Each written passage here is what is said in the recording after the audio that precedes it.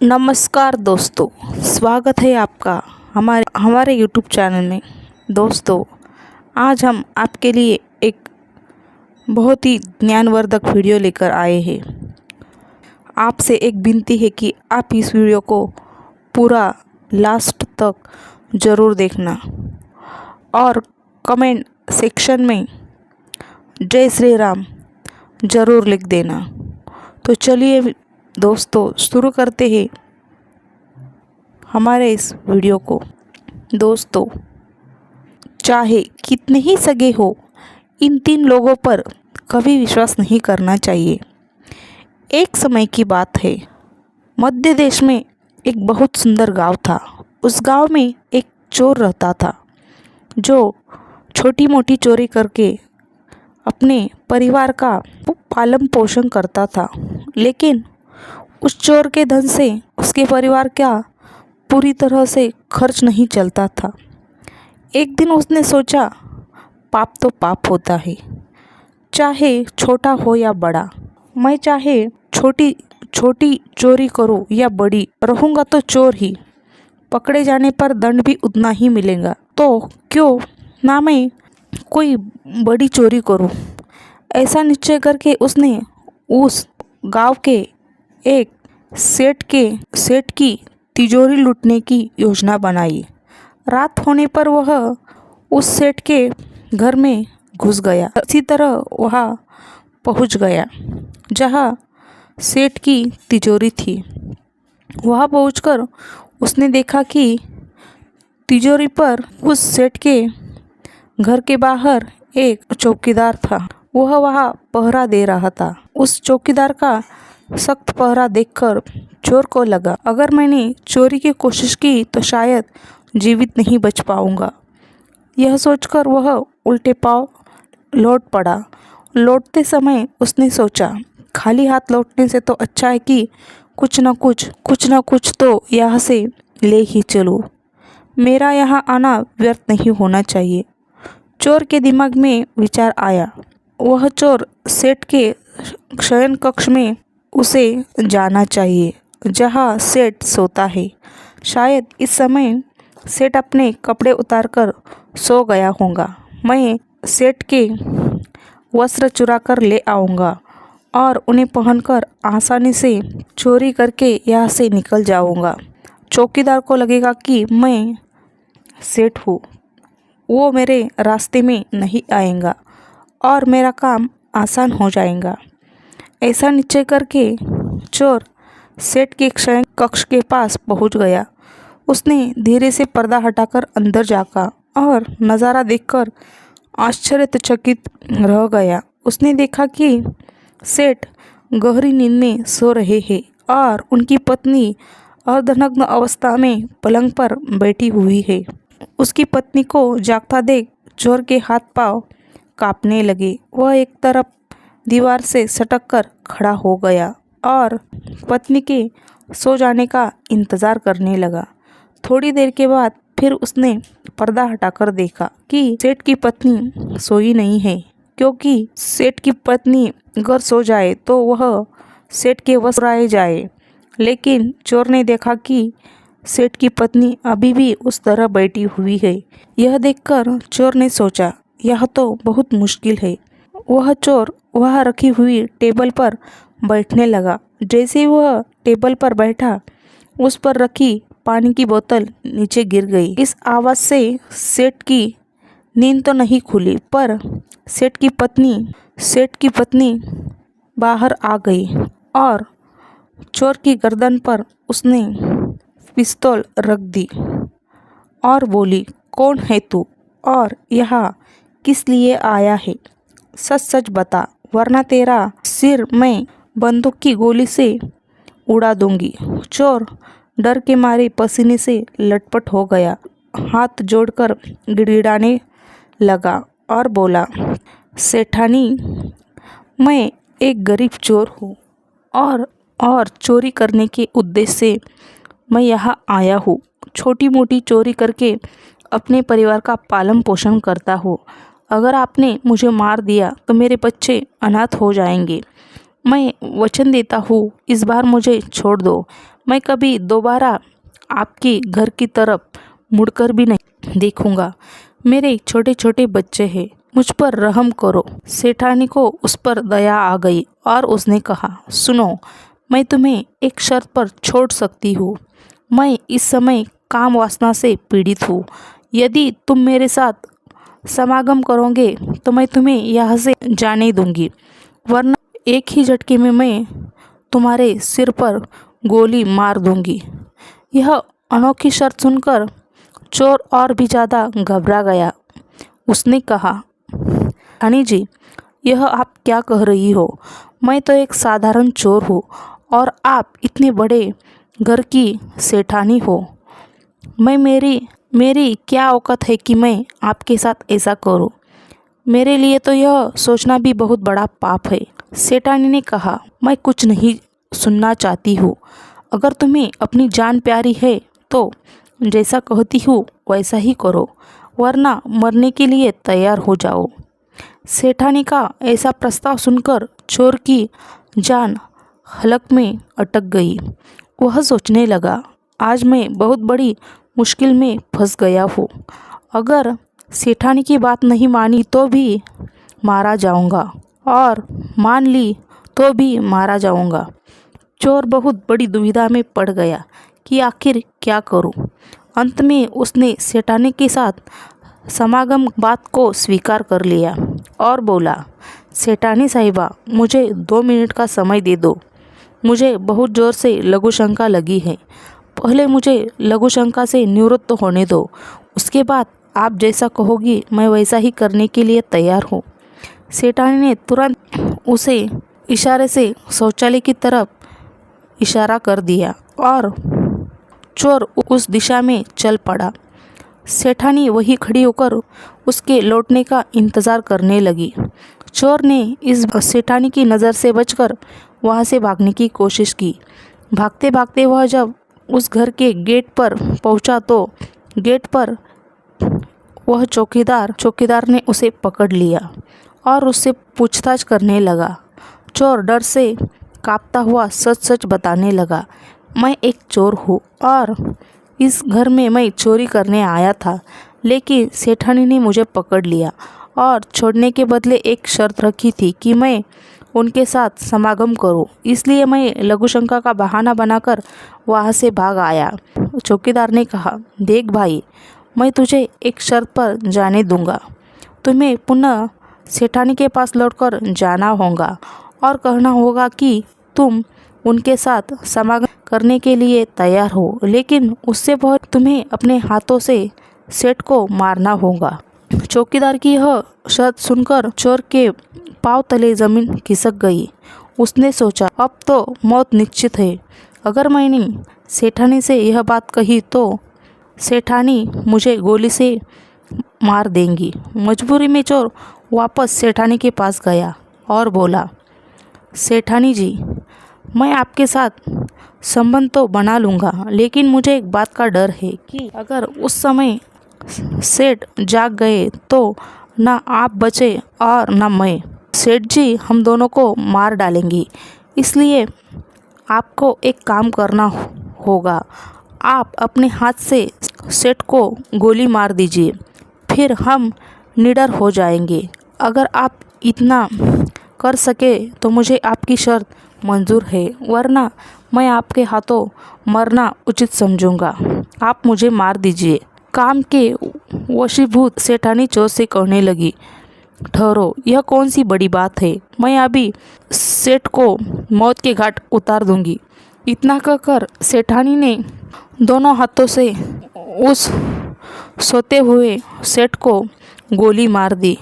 जब सेठानी ने सेठ को गोली मारी, सेठ खून से लटपट हो गया और सेठ के खून से सेठानी भी भीग गई।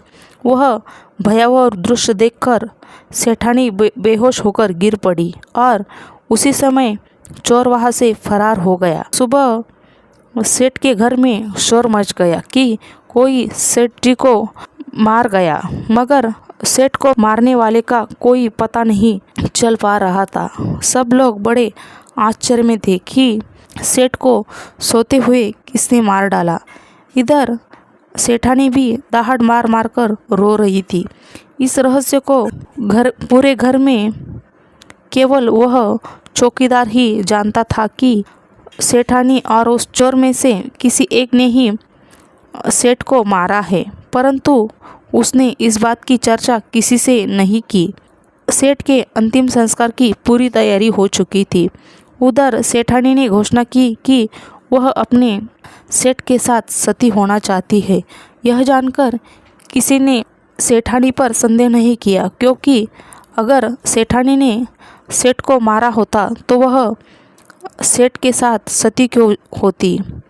इधर सेठानी सारे श्रृंगार करके सेठ के साथ चिता पर जाकर बैठ गई। गांव के सभी लोग एक एक करके चिता पर लकड़ी रख रहे थे, नमन करके पीछे लौट रहे थे। इस प्रकार सबसे अंत में वह चौकीदार भी सेठ की चिता पर लकड़ी रखने आ गया, जो इस रहस्य को जानता था। उसने धीरे से सेठानी जी के कान में कहा, सेठानी जी, आप तो सती हो जाएंगी, लेकिन मुझे इतना तो बताइए कि सेठ को आपने मारा था या उस चोर ने। यह सुनकर सेठानी चौंक पड़ी। वह समझ गई कि इसका मतलब इस भेद को यह चौकीदार भी जानता है। सेठानी ने कहा, सुनो, सेठ को न तो मैंने मारा है न उस चोर ने। अगर तुम्हें यह जानना है कि सेठ को किसने मारा है तो तुम गांव से बाहर उत्तर दिशा में जो जंगल है उसमें चले जाओ। वहाँ एक कुटिया में एक साधु रहता है। वह तो इस रहस्य को जरूर बता देगा। चौकीदार को यह रहस्य जानना था, इसलिए वह अगले दिन ही सेठानी ने बताए अनुसार जंगल में चला गया। जंगल में पहुंचने पर उसे वह कुटिया दिखाई दी जिसमें वह साधु रहता था। चौकीदार उस साधु के पैर पकड़कर बोला, साधु जी, मैं एक रहस्य जानने के लिए आपके पास आया हूँ। सेठ की हत्या किसने की, मुझे बताइए।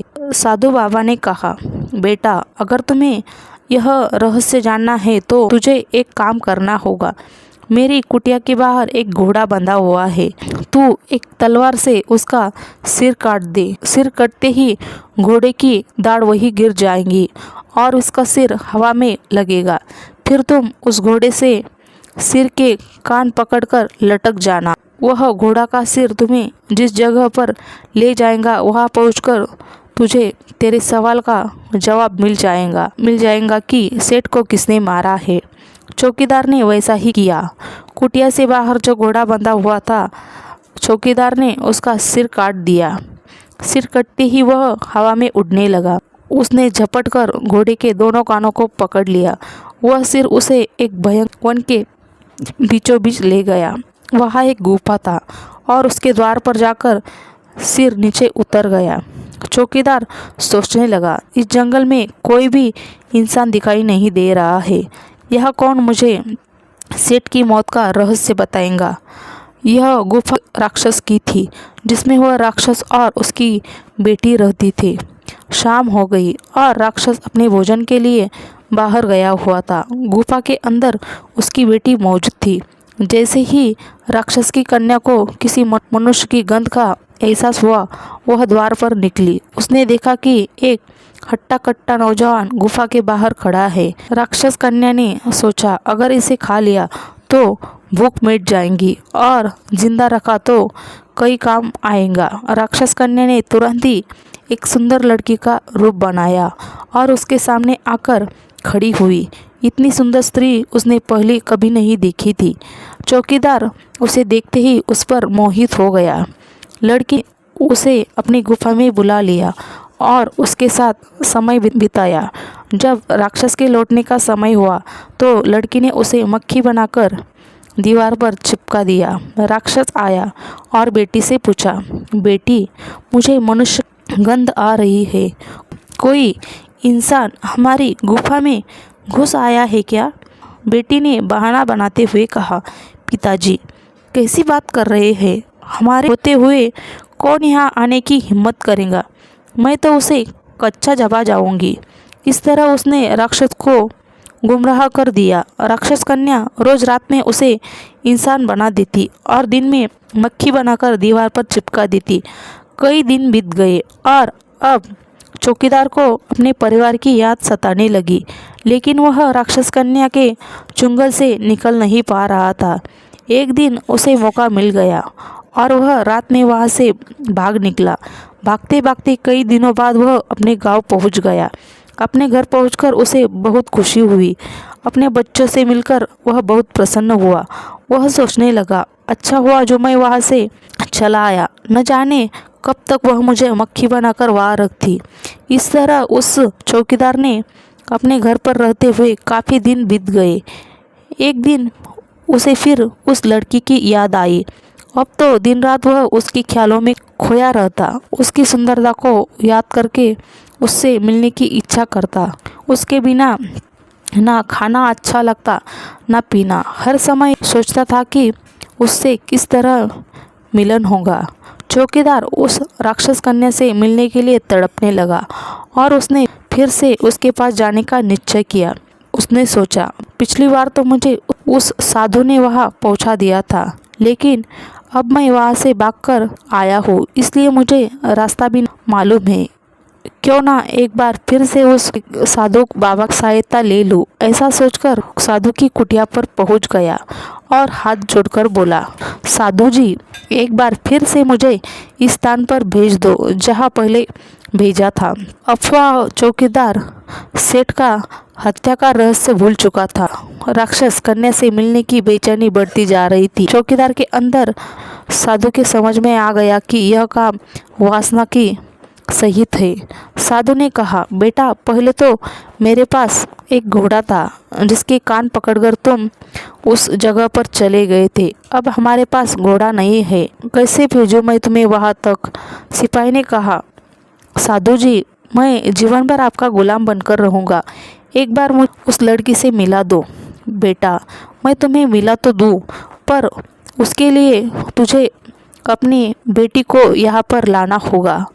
चौकीदार बोला, यह कौन सी बड़ी बात है? इतना कहकर चौकीदार ने अपनी बेटी को लाया। बुढ़िया ने कहा, बेटा, जिस तरह तुमने उस घोड़े का सिर काटा था, उसी तरह तुम अपनी बेटी का सिर भी काटना होगा। फिर उस तरह इसका भी सिर हवा में उड़ने लगेगा। तुम इसका सिर पकड़ लेना और यह तुम्हें उस स्थान पर पहुंचा देगा। काम के वशभूत चौकीदार ने अपनी बेटी का सिर काटने के लिए तैयार हो गया। जैसे ही उसने तलवार लेकर बेटी का काटना चाहा, तब उस साधु बाबा ने उसका हाथ पकड़ लिया। कहने लगा, ठहरो, यही तुम्हारे प्रश्न का जवाब है। कितने ही सगे हो, इन पर कभी भी विश्वास नहीं करना चाहिए। पहला प्रश्न यह है कि सेठ को ना चोर ने मारा था, ना ही सेठानी ने। सेठ को हवस ने मारा था। जिस तरह काम वासना में अंधा होकर तुम अपने बेटी को मारने के लिए तैयार हो गए, उसी हवस के वशीभूत होकर मनुष्य अंधा हो जाता है और गलत से गलत काम भी कर जाता है। दूसरों के धन के लालच में आकर कोई भी किसी को भी मार डालता है। तीसरा, क्रोधी व्यक्ति क्रोध में अंधा होकर सब कुछ भूल जाता है, सब कर डालता है, जिससे जीवन भर उसे पछताना पड़ता है। क्रोध में उसकी बुद्धि विवेकहीन हो जाती है और वह अपना पराया कुछ नहीं देख पाता। इन तीनों से हमेशा बचकर रहना चाहिए, अन्यथा जीवन भर पछताना पड़ता है। मित्रों, आशा करती हूँ कि आपको हमारी यह सुनाई गई कहानी ज़रूर पसंद आई होगी। अगर आपको यह कहानी पसंद आए तो प्लीज़ कहानी को लाइक कीजिए और हमारे चैनल को सब्सक्राइब कीजिए और कमेंट बॉक्स में जय श्री कृष्णा अवश्य लिखिए। धन्यवाद।